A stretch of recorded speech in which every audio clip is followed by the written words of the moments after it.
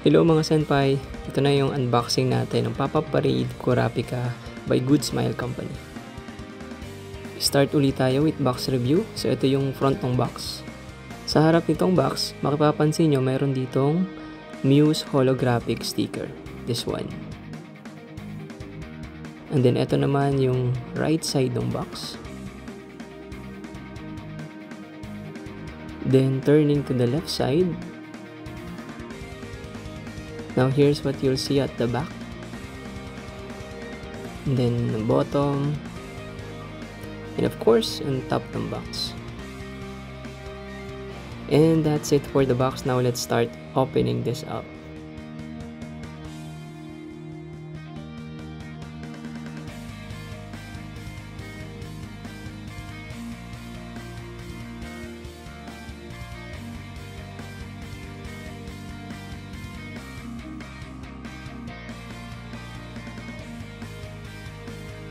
Inside the box, we have two items. Ito, the first one is yung black base. Again, underneath the black base, you'll find the Made in China embossed letters and the license number or product number.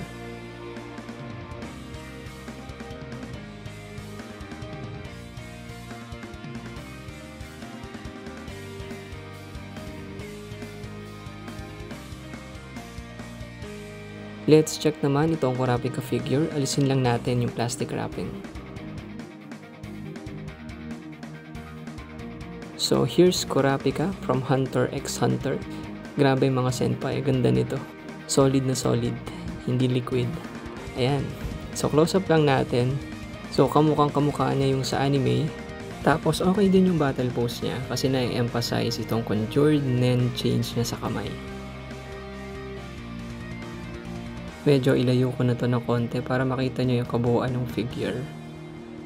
Wala din ako nakikitang excess paints, so maayos yung pagkakapinta dito sa figure. And then, goods naman din yung mga full details doon sa outfit niya. And again, take note, similar to Killua and Gon Pop-Up Parade figures, this figure doesn't have any markings or embossed letters. So the basis of this figure's authenticity would be the base and the box. Ganda talaga ng figure na to mga senpai. Kahit plain yung pagkakakulay sa kanya, kita mo na kamukhang kamukha pa din siya ni Kurapika.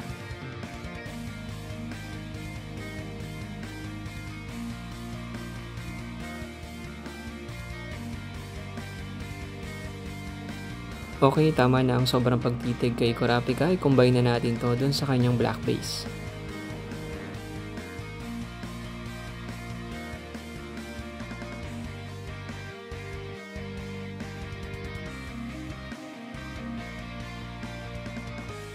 Ito na yung kabuuan ng ating figure. So what do you think mga senpai? Is this something worth buying for or palalagpasin nyo lang ulit? Next naman, kunin natin yung height, length, tsaka width nitong figure. So, yung height niya is approximately nasa 7.5 inches.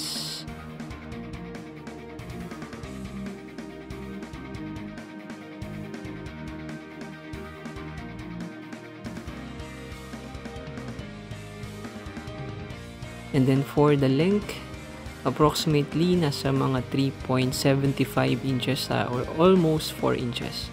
Ganon din sa width. So yung basis ko nung length tsaka width is yung base kasi hindi nyo naman madi-display tong figure na to without the black base.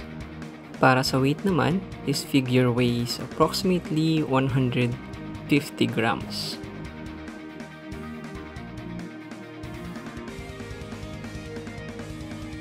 Now let's do a side-by-side comparison. Let's compare this figure with Gon Freaks. I would say the scaling here is just right. Because in the anime, Kurapika is taller than Gon.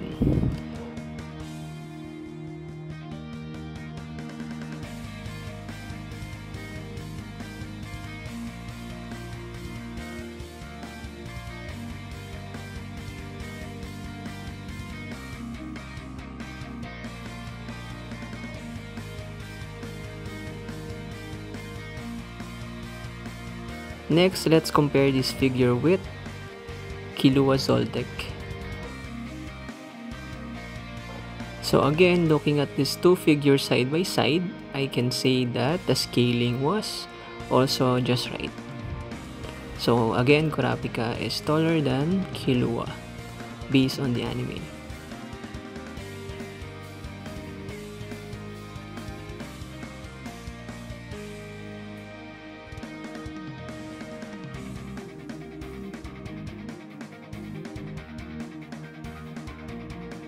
Try naman natin to put them all together.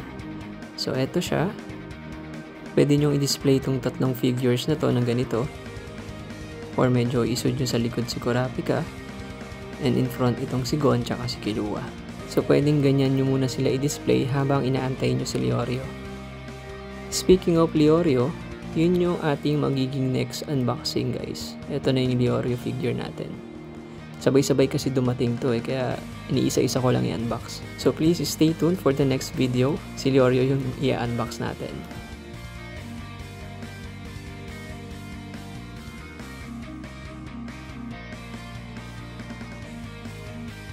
Now let's give Kurapika a quiet time and stare at his conjured Nen chains.